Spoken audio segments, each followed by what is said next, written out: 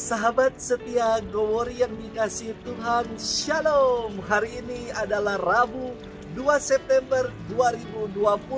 Kita akan bersama-sama mendengarkan firman Tuhan dari Injil Lukas 4 ayat 38 sampai dengan 44. Mari kita siapkan hati kita untuk bersama-sama mendengarkan kabar sukacita hari ini. Haleluya, haleluya, haleluya. Tuhan mengutus aku memaklumkan Injil kepada orang hina dina dan mewartakan pembebasan kepada para tawanan. Haleluya, haleluya, haleluya. Tuhan bersamamu dan bersama rohmu. Inilah Injil Yesus Kristus menurut Santo Lukas. Dimuliakanlah Tuhan. Setelah meninggalkan rumah ibadat di Kapernaum, Yesus pergi ke rumah Simon. Adapun ibu mertua Simon sakit demam keras, dan mereka meminta kepada Yesus supaya menolong dia. Maka Yesus berdiri di sisi wanita itu lalu menghardik demamnya. Segera penyakit itu meninggalkan dia. Wanita itu segera bangun dan melayani mereka.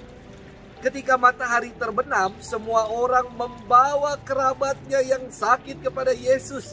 Ia meletakkan tangan atas mereka masing-masing dan menyembuhkan mereka. Dari banyak orang keluar juga setan-setan sambil berteriak, "Engkaulah anak Allah." Tetapi dengan keras Yesus melarang mereka berbicara karena mereka tahu bahwa ia Mesias. Ketika hari siang, Yesus berangkat ke suatu tempat yang sunyi, tetapi orang banyak mencari dia. Ketika menemukannya, mereka berusaha menahan dia supaya jangan meninggalkan mereka.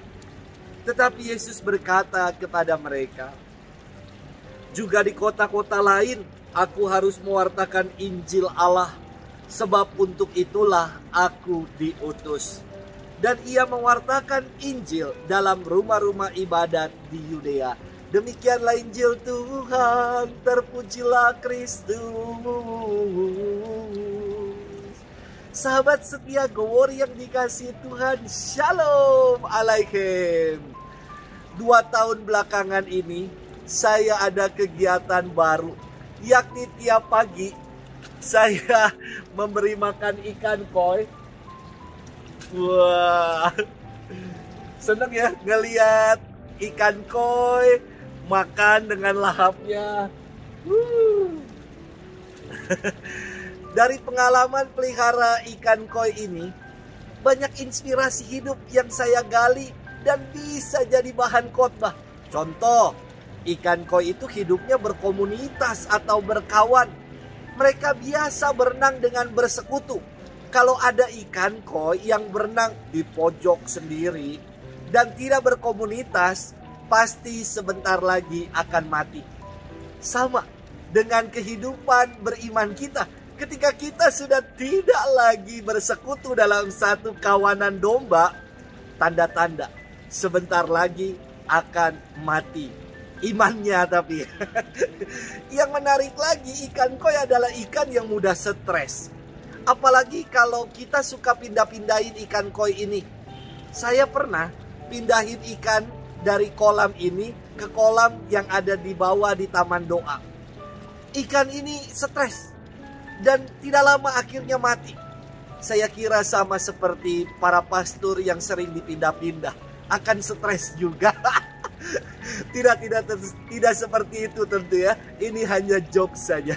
Sahabat setia Gowori yang dikasihi Tuhan, berita tentang Yesus yang mengajar dan membuat berbagai mukjizat di Kapernaum membuat banyak orang terpesona dan menginginkannya untuk tinggal selamanya bersama mereka.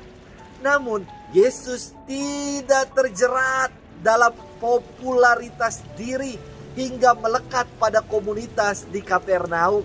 Hal ini dilukiskan dalam Injil Lukas 4 ayat 42.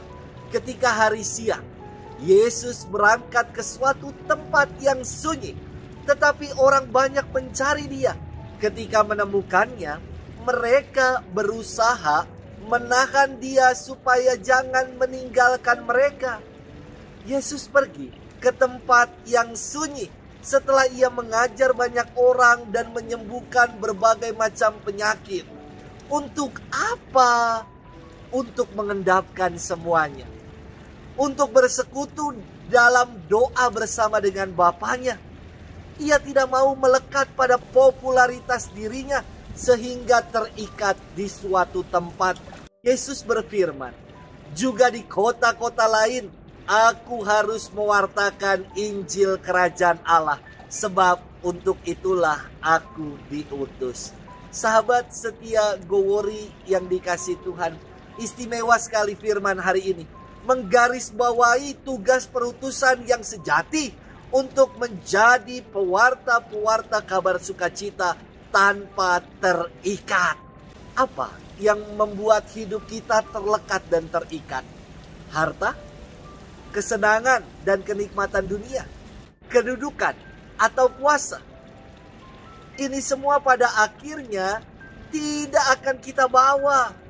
Mari kita melekat pada Tuhan dan mengikatkan hati kita hanya kepadanya, sebab dialah tujuan dan sumber hidup kita. Tuhan memberkati kita sekalian di dalam nama Bapa dan Putra dan Roh Kudus. Amin.